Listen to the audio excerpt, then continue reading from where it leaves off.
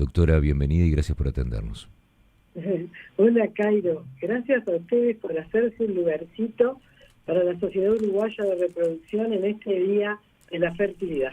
Sí, Marisa, bienvenida. Y sos referente en estos temas y ayer justamente estuvimos con María Richetto por acá, estuvimos hablando de Salvador y su libro y en mucho de eso tenés que ver. Y también era, en cierta forma, bueno, aprovechando este día justamente, Día Mundial de la Fertilidad, para poder abordar los distintos aspectos que tiene el tema y también pararnos en Uruguay, en nuestro país, en las posibilidades que hay, ¿verdad? Aterrizarnos un poco en cuál es la foto que podemos sacar hoy de Uruguay, de cuántas personas pueden acceder a los tratamientos también y las distintas complejidades que tienen, ¿verdad? Valeria, es muy interesante tu pregunta. Uruguay se inserta muy bien en el mundo en cuanto a los tratamientos de reproducción asistida y mejor aún en América Latina en cuanto a la accesibilidad a los tratamientos que tanto nos preocupan. Y que yo que ya soy una especialista en reproducción del siglo pasado, los especialistas sufríamos mucho porque estaba la tecnología, pero la población no podía acceder. En este momento, en general, hay cosas perfectibles y siempre reclamamos más al Ministerio de Economía, pero la accesibilidad ha mejorado notablemente. Y en cuanto a los resultados, están publicados en la página de la Red Latinoamericana de Reproducción Asistida, y Uruguay lidera los resultados de reproducción asistida. Y si los comparamos con los promedios mundiales, estamos un poquito por encima. Así que venimos muy bien en tasas de embarazo y contamos con profesionales muy buenos y la infraestructura necesaria para hacer en serio reproducción asistida. Marisa, y cuando digo profesionales, ya termino, Valeria, me refiero a los laboratorios de fertilización in vitro, no a nosotros que estamos en los consultorios. Sí, porque es un engranaje que combina distintos actores. Ustedes que abordan en consultorios, después lo que tiene que ver con laboratorios, con las técnicas de alta complejidad sobre todo, ¿no? Eso mismo. Marisa, vos hablabas de la accesibilidad de los tratamientos y ahí entra el Fondo Nacional de Recursos, ¿verdad? Es verdad. ¿Cómo estamos en Uruguay en comparación con, si bien tenemos esta buena inserción que vos destacabas, pero cómo estamos en cuanto a quiénes pueden acceder en límite de edad, en acceso justamente a los tratamientos? ¿Uruguay tiene por mejorar todavía en eso o estamos en lo más que se puede ya? La cobertura es universal. Tienen derecho las personas con muy bajos ingresos y las personas con los más altos ingresos, es para todos los ciudadanos. Obviamente, para acceder a los tratamientos hay que necesitar hacérselo. Entonces, hay una serie de requisitos que el fondo los verifica, nosotros se los mandamos a la Comisión de Reproducción del Fondo Nacional de Recursos, verifica que tenga indicado hacer un tratamiento, pero en general con una generosidad muy grande, más que generosidad, con una conciencia del trabajo que están haciendo, y si cumple con los requisitos, se aprueba. El único requisito que no es negociable es la edad de la mujer. A ver. Eso está puesto en la ley, y en la base de esto está no gastar recursos públicos cuando las posibilidades de lograr embarazo son muy bajas. Y a medida que avanza la edad de la mujer, las posibilidades son muy bajas. Entonces, por eso la ley dijo hasta los 40 años de la mujer, no del hombre. Después de ahí se pueden apelar a otras técnicas, Marisa, para hacerlo explícito, te pregunto. El fondo todavía cumple solo a los 40 años. Lo que la Sociedad Uruguaya de Reproducción Asistida y las agrupaciones de pacientes piden extender esa edad hasta los 42 años con óvulos propios y hasta los 45 años con óvulos donados. Pero eso estamos hablando de la cobertura. En general, no hay ningún impedimento legal para que una mujer de 48 años quiera venir a buscar embarazo. Porque no es que sea ilegal, simplemente no va a tener la cobertura del Fondo Nacional de Recursos. Lo tendría que hacer con sus propios recursos en ese caso. Con sus propios recursos y bueno, obviamente pasando por el filtro de la consulta médica. Esas mujeres de edad avanzada para la reproducción, juveniles en todos los otros aspectos, pero para embarazarse grandes, tienen que pasar un control médico más exhaustivo o bien exhaustivo, viendo que no hay ninguna enfermedad médica crónica. Claro. Y bueno, pasan por interconsultas con el internista, con el cardiólogo, exámenes de valoración de laboratorio que nos haga pensar de que esa mujer puede ser una gestante. No hay ninguna excepción a esto, ¿verdad, doctora? No, en eso no hay. Con la edad, en el fondo, no hay excepción. Y con las condiciones para lograr embarazo, si la paciente no tiene un estado saludable, no puede embarazarse, porque siempre le digo a los pacientes, vienen a buscar felicidad. Está claro. No vienen a buscar una complicación. Y también es, Marisa, parte de lo que tiene que ver con lo que es la consulta en el consultorio. Un poco ayer con María lo hablábamos desde el punto de vista de cuando la pareja o la persona que se sienta con la expectativa de poder llegar a concretar el ser madre o ser padre, ¿verdad? Ahí se plantean escalonadamente todas las opciones, ¿no? Hay un abordaje cuidado en que en cuanto primero sea por método natural, después a una baja complejidad, luego a una alta complejidad y después están las opciones de la ovodonación, por ejemplo, ¿no? El tratamiento se adapta a cada pareja, porque por más que venga una muchacha de 28 años y su compañero no tiene espermatozoides, porque fue sometido a una quimioterapia y tiene espermatozoides guardados previos a la quimioterapia, esa pareja va de entrada a fertilización in vitro. Claro. No tiene que recorrer todo el camino. Sí, yo lo pensaba más que nada para los casos en los que no hay nada evidente que haya que sea impedimento, ¿no? Cuando se empieza a recorrer el camino y uno no sabe con qué se va a encontrar, porque a veces uno quiere intentar por el método natural y no sucede. Pero sí, claro, en casos en los que hay enfermedades previas o tratamientos, ya se tiene avanzado el camino ahí. En general, siempre se empieza con tratamientos de baja complejidad, después de alta complejidad con óvulos propios, y un poco más adelante con óvulos donados.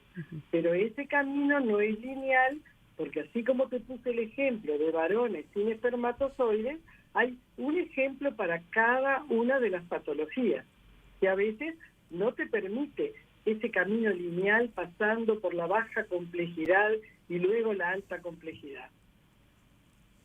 Y hay toda una regulación establecida para lo que es la ovodonación, ¿verdad? O la donación también de espermatozoides, Marisa. Estamos orgullosos de la regulación que tenemos.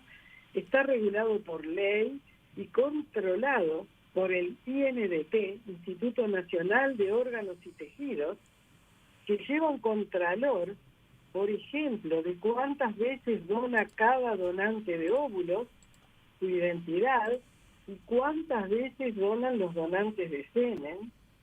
Los requisitos son estrictos para aceptar una ovodonante en programa.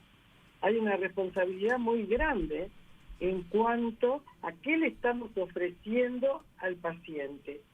Yo digo un poco en broma, cuando vamos a usar óvulos donados, estudiamos más a la ovodonante de lo que se estudia una mujer que va a usar sus óvulos propios. Sí. ¿Qué es lo que se estudia? Contanos, Marisa. Me parece que es interesante que todos lo sepan, pero ¿qué es lo que se observa de la donante en ese caso o del donante? El donante, mira, pasa un filtro grande. Primero una consulta con un ginecólogo especialista en estos programas, que hace una historia clínica. Y ahí puede surgir cosas como que soy una diabética o como, en fin, sube muchas infecciones genitales o tiene una obesidad. Se descarta.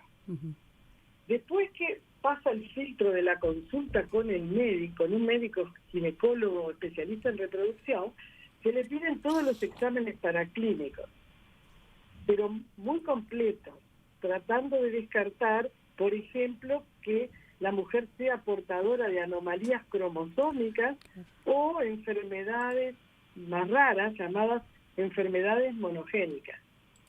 Además de todo el estudio de rutina, la paciente no puede tener una disfunción de la tiroides o no puede tener una infección genital o no puede tener una enfermedad de transmisión sexual. Se estudian los consumos de drogas, de tabaco y de drogas. Y bueno, después que pasa el filtro ese del laboratorio, que estamos seguros que la futura ovodonante está bien de salud, pasa la consulta con psicólogo. El psicólogo analiza, está durante 1 hora en una consulta con la candidata a ovodonante y de ahí surge un sí o un no, o una revisión a veces. Claro. Doctora, perdón, pensé que habías terminado, perdóname, disculpa. No, se presentan 10 a futuras candidatas a ovodonantes y se elige una de 10. Es un filtro importante. A la hora de realizar todo este proceso, ¿está todo centrado en la mujer? Uno por lo menos popularmente está más acostumbrado a que todo se centra en la mujer. ¿Qué es lo que pasa con el varón en todo esto? En lo que tiene que ver con estudios y posibilidades. Eso era una cuestión antigua, imagínate, el siglo pasado, cuando la mujer no quedaba embarazada, era ella la que no quedaba embarazada. Exacto. Porque entre el concepto de machismo en la sociedad, los varones eran todos fértiles, es decir, si tenían capacidad sexual, tenían capacidad fértil. Bueno, hace años que por suerte eso cambió en nuestra población y en la atención médica siempre hablábamos, y hablamos hoy, de infertilidad conyugal. El varón afortunadamente está participando de todo. Es raro, la mujer, estamos hablando de parejas heterosexuales siempre, ¿no? Pero, porque también vienen las parejas homosexuales, pero cuando la pareja es heterosexual, el varón siempre se presenta en la consulta. Y si no se presenta, nos llama mucho la atención, y bueno, no podemos hacer un tratamiento solo a la mujer y sin tener los datos del varón. De hecho, la tercera parte de los casos tiene que ver exclusivamente con una alteración del varón. Así que muy oportuna tu participación, Cairo. Y ahora, por Zoom, si buscan en la web de la Sociedad Uruguaya de Reproducción Humana, ahí se van a poder anotar en uno de los encuentros con expertos de la Semana de la Fertilidad, se va a hablar en exclusivo del factor masculino, y yo se los recomiendo especialmente. SUR se escribe S-U-R-H, entran y ahí se inscriben gratuitamente, y a las 19 horas del viernes va a haber un encuentro donde se van a hablar de todas las cosas relacionadas con el varón. Sí, porque esa mirada también es de las que pocas veces, por lo pronto, en los últimos años cada vez más, ¿no? Pero a priori se miraba más a la mujer, ¿no? En esto, en cuanto a las dificultades de fertilidad. Y sabés que hay varios oyentes que están preguntando, ¿quiénes son donantes? Ya lo planteabas, todos los procesos que hay que pasar, pero ¿cómo se gestiona? O sea, ¿dónde va una persona que quiere ser donante? Quien quiere, empezar todo este proceso sí se gestiona con su médico, obviamente, ¿no? Pero quien quiere ser donante, ¿dónde puede ir? ¿Dónde va para empezar todo este proceso? Las donantes tienen que conectarse con los centros de reproducción asistida. Hay 3 en el país. Uno es el Centro de Esterilidad Montevideo, otro es la Clínica Suizo-Americana y otro es el CERIN. Si ponen en Google nomás centros de reproducción asistida, ahí le aparece. Y en las páginas de cada centro está la forma para presentarse como donante. Bien. Y en la página, tal como decías, Marisa, está buenísimo porque está todo el detalle de las actividades de la Semana de la Fertilidad de este año, con todas las actividades. De producción, sí. Ahí va, está todo. Y ya tuvimos 2 encuentros muy buenos, y ahora mañana toca el último encuentro con expertos, que se va a poder intercambiar mucho, pero también tenemos el canal de YouTube, donde hay muchísimo material para que la gente se informe. Exacto. Estaba bichando eso, sí. Los diálogos fértiles. Los diálogos fértiles. enfocados en determinados temas, así que para quienes estén con estas inquietudes está bueno para que puedan meterse en la página e informarse un poquito más en detalle, ¿no? Muy bien. Perfecto. Doctora Marisa de Lepiane, médica ginecóloga, especialista en medicina reproductiva, te agradecemos muchísimo este contacto. Marisa, permitime antes de despedirte trasladarte el saludo de un montón de pacientes tuyos que mandan mensajes agradeciéndote por haberlos ayudado en todo este proceso. Gracias a ella tengo mellizos de 24, tengo hijos, participamos, fuimos demás, así que te traslado el afecto de oyentes pacientes tuyos. Y ese afecto es bilateral, porque con ellos uno construye la vida también y la alegría. Claro que sí. Muchas gracias a ellos. Muchas gracias, Marisa, por estos minutos. Un abrazo grande desde acá. Contaba con ustedes. Gracias por la oportunidad.